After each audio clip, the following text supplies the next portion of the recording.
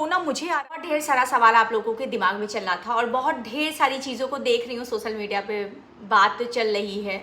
और क्या रियलिटी थी, सारी रियलिटी इस पार्टी की, सचिन मनीषा के पार्टी की, मैं आपको खुल के यहाँ पे बात बताऊंगी कि कैसे क्या रहा, क्योंकि मैं वहाँ पे खड़ी थी और आप कैमरे से देख रहे हो, तो दोनों में अंतर है ना यार। जो खड़ा है वो क्या देख रहा है और क्या आप कैमरे पे देख रहे हो, तो दोनों की सिचुएशन अलग है।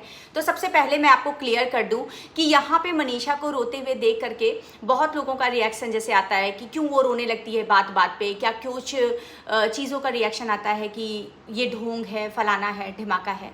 तो क्लियर मैं बता दूं, हर औरत, हर लेडीज़ एक तरह की नहीं होती या हर पुरुष एक तरह का नहीं होता है। मनीषा की बात की जाए तो मनीषा बहुत सॉफ्ट दिल की कह सकते हैं या बहुत सिंपल लड़की है और उसके अंदर बहुत इमोशनल कूट कूट के भरा है। और यहाँ पे जितनी भी महिलाएं हमको देख रही होंगी, बस एक चीज़ कहिएगा कि आंसू भी उसी के सामने गिरता है जो अपना होता है, जो अपना दिखता है। देखो, खुशियाँ आदमी दुनिया के सामने जाहिर कर देता है। जैसे हम जब खुश होते हैं तो हम पब्लिक के सामने भी जाहिर कर देते हैं, सबके सामने जाहिर कर देते हैं, पर आंसू ना बहुत अनमोल होते हैं, ये सबके सामने और सबके सामने नहीं गिरता है। तो प्लीज़ इसको ढोंग का नाम ना दीजिए, पहला तो क्लियर कर दूँ। उसको आप लोग करीब से नहीं देखे हो, बस आप लोग सोशल मीडिया से देख रहे हो, इसलिए आप लोग हमेशा जज करते हो। दूसरी बात है, सबसे ज़्यादा दूसरा क्वेश्चन ये आ रहा है कि सचिन भाई ने मतलब जो बचा हुआ खाना था वो खिलाया, ये वो, और दिखावा क्या करना, फलाना ढिमाका, या वीडियो क्यों बनाया। सबसे बड़ी बात है, अगर आप दान कर रहे हो तो दान को दान की तरीके से करो। वीडियो बना करके मतलब क्या है, दिखावा करना या ब्लॉग के कर ले। तो मैं आपको बता दूं, पहली बात तो अगर वो दान करते और वीडियो ना बनाते तो आप, कुछ लोग तो ऐसे भी आ जाते हैं यहाँ पे कमेंट करने, तुम लोग झूठ बोले, अगर तुम लोग दान किए, मतलब तुम लोग खाना खिलाए हो तो वीडियो तो जरूर आती, तुम लोग ब्लॉगर हो। क्योंकि ब्लॉगर की हर जिंदगी जो होती है वो एक जिंदगी सोशल मीडिया पे होती है या यूट्यूब चैनल पे होती है, ये तो आपको भी पता है। तो वीडियो बस इसलिए बनी। दूसरी बात ये है कि बहुत लोगों ने कहा कि मतलब बचा हुआ खाना खिला दिए। अगर सोचिए, आप ही हो, ठीक है, आपके घर में प्रोग्राम हो रहा है और फिर अगर वही खाने को मतलब मैं सड़क पे फेंक दिया जाए या कहीं सड़ा दिया जाए या रात में स्टोर करके खराब करके उसके बाद कहीं फेंक दिया जाए, तो वो बेटर है कि रातों रात उस खाने को प्लस और खाना बनवा करके पूरे स्टेशन पे पत्नी कितने 100 लोगों को खाना खिलाया गया है। तो इसमें बुराई क्या है डियर, आप खुद सोचिए। ऐसा नहीं कि केवल वही जो बचा था बस केवल उतना खाना गया, उसके बाद भी सचिन भाई ने खाना बनवाया और पूड़ियाँ तलवाई वहाँ पे, मतलब वो देने के लिए, खाना खिलाने के लिए। और आपको मैं बता दूं, मैं खुद वहाँ पे थी और वो सारे खाने को उठा करके हम तो वहाँ पे बैठ के परस रहे थे और सचिन भाई और उनकी पूरे जो टीम थी वो बांट रही थी।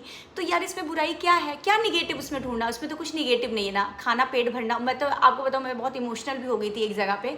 वहाँ पे एक दादी थी, वो मतलब मैं जब खाना परस रही थी तो मैंने कहा कि मतलब मैं दादी से कही, मैंने दादी आप खाना खा लो। तो वो कही कि मतलब पहले मैं खाना दी तो वो एक बार खा के आई और फिर कहीं बिटिया मुझे एक बार और दे दो, तो मैंने खाना उनको दोबारा से दिया। फिर वो उन्होंने, दादी ने बोला कि बिटिया एक और पत्तल खाना दे दो। तो हमने कहा क्यों दादी? तो उन्होंने कहा कि मेरा नाती सो रहा है, अभी थोड़ी देर में सो के उठेगा ना, तो बेटा वो भूखा होगा तो वो उठ के खाना खा लेगा। तो मुझे इतना उस समय भावुक हो रहा था मन। खिला सचिन मनीषा रहते मगर मन मेरा भर रहा था और रोना मुझे आ रहा था कि यार सच में आज मनीषा और सचिन भाई ने बहुत बहुत अच्छी दुआएं और बहुत चीज़ें लेके गए। उसमें मतलब दुआएं, इतने लोग भर भर के उनको दुआ दे रहे थे ना कि स्पीच लेस नहीं था, बहुत स्पीच लेस है। मतलब आपको मैं बताऊँ, वहाँ पे मैं थी, मैं जानती हूँ कि मुझे कितना खिला वो रहे थे। सब कुछ सचिन भाई मनीषा का था, सब कुछ उन्हीं का था, मैं कुछ भी नहीं थी वहाँ पे। मगर वो ममता, वो प्यार, वो सारी चीज़ें देख के मेरा मन भर रहा था यार, कितना अच्छा काम हो रहा है। और मनीषा से मैंने चिपका के यही कहा, मैंने कहा बेटू आज तुम्हारी ज़िंदगी का सबसे अच्छा बर्थडे मना है और तुम्हारे भाग्य में था। वो कहते नहीं है कि दाने दाने पे लिखा है खाने वाले का नाम। बस आप मुझे यहाँ देख रहे हो तो बस यही कहना कि सृष्टि तुम यहाँ पे गलत हो, मैं समझ जाऊँगी कि हाँ मैंने गलत किया। तीसरा, आप लोग कह रहे हो कि गाड़ी को लेकर कहे सचिन भाई को कि आपकी गाड़ी गंदी थी।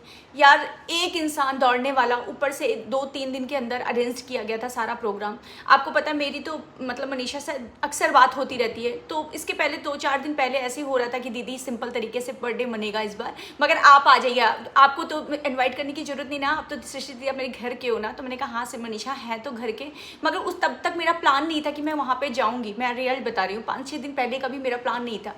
मेरा प्लान सिवान जिस दिन पहुंची उसके जस्ट एक दिन मॉर्निंग क्या दोपहर में 12 बजे से बना। सचिन भाई का मनीषा का फ़ोन आता है और मतलब सचिन भाई कहते हैं सृष्टि दी आ रहे हो ना, तो मैंने कहा नहीं भाई नहीं आ पाऊंगी। मुझे पता था कि कोई क्रिएटर नहीं आ रहा है, सब कुछ मुझे पता था क्योंकि वो हमको पता था सब्सक्राइबर की पार्टी है। फिर मनीषा कही सृष्टि दी आ जाइए ना, मैं अकेली हूँ। फिर उसके बाद कही अगर मतलब फिर जब उन लोग ने बार बार कहने लगे, मनीषा का मतलब मेरा है कुछ, चाहे कनेक्शन वो दिखता हो सोशल मीडिया पे या नहीं दिखता हो, पर मेरा है कुछ अटैचमेंट। फिर उसके बाद अच्छा मैंने कहा मनीषा, फिर मैंने कहा मनीषा आज एक्चुअल मैं आपको बता दूं, पता नहीं मैंने वो वीडियो भी लाइव की थी, मेरा इंटरव्यू था उसका दैनिक भास्कर का मेरा इंटरव्यू था।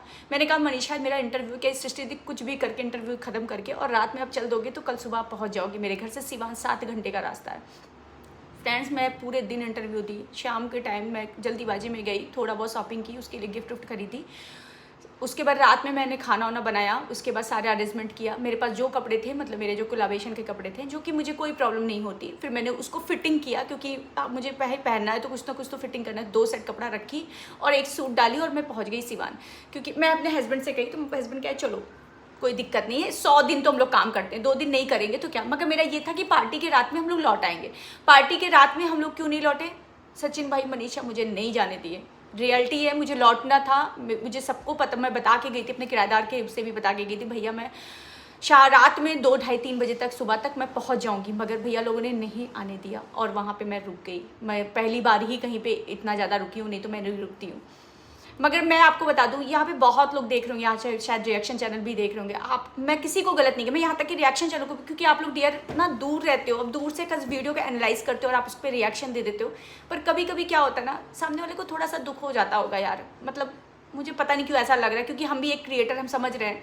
मेरी एक आदत है, मैं आपको आज क्लियर बता रही हूँ, मेरी आदत है मैं जब अपने बारे में कभी निगेटिव पढ़ती हूँ या निगेटिव सुनती हूँ तो मैं उस वीडियो को पूरा वॉच ही नहीं करती हूँ, क्योंकि मेरी आदत है मैं निगेटिव चीज़ों से थोड़ा दूर रहती हूँ।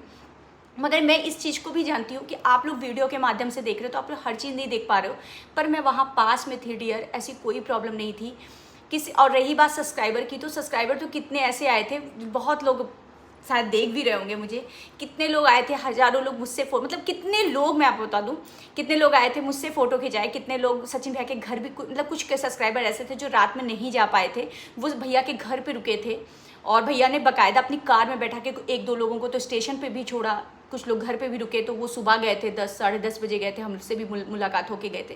तो ऐसे निगेटिव बातें मत किया करिए, कोशिश किया करिए पॉजिटिव रहिए, पॉजिटिव सोचिए और पॉजिटिव ओपिनियन दिया करिए। हाँ कुछ निगेटिव हो, बहुत आपको लगे कि हाँ ये चीज़ निगेटिव है। और रही बात सारा प्रोग्राम बहुत अच्छा था, सिंपल एंड स्वीट तरीके से सब किया गया।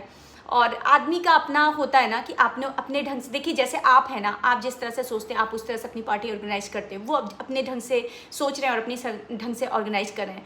तो ओवरऑल मुझे कुछ निगेटिव बहुत ज़्यादा नहीं लगा। आप लोग भी मेरी दृष्टिकोण से देखिए, अगर आपको सृष्टि गलत लग रही हो तो कोई बात नहीं, पर मैं अपनी दृष्टिकोण से मुझे लगा कि आपको एक बार ऑडियंस को समझाना चाहिए, आप लोगों को समझाना चाहिए। क्योंकि पहले जब मैं भी एक नॉर्मल सी थी और जब मैं ब्लॉगिंग नहीं करती थी तो मैं भी बहुत तगड़े से रिएक्शन दे देती थी किसी की ब्लॉग देख करके, मतलब मन में आती थी, रिएक्शन दे तो नहीं देती थी मगर ऐसे कमेंट करके, मगर हाँ मन में आती थी अरे ये ऐसे किया होता है, ऐसे किया होता तो ज़्यादा अच्छा लगता। पर आज जब इस फील्ड में हूँ ना तो मुझे समझ में आता है कि यार हम एडवाइस करना बहुत, आप यहाँ पे देखो किसी को एडवाइस करना बहुत आसान होता है, पर वहाँ पे खड़े होकर काम करना ना बहुत मुश्किल होता है। तो बस यही कहना चाहेंगे डियर कि पॉजिटिव सोचो, पॉजिटिव रहो और ज़िंदगी में बहुत आगे बढ़ो। और थैंक यू सो मच, मेरी बातें काश आपको समझ में आ गई। Bye bye.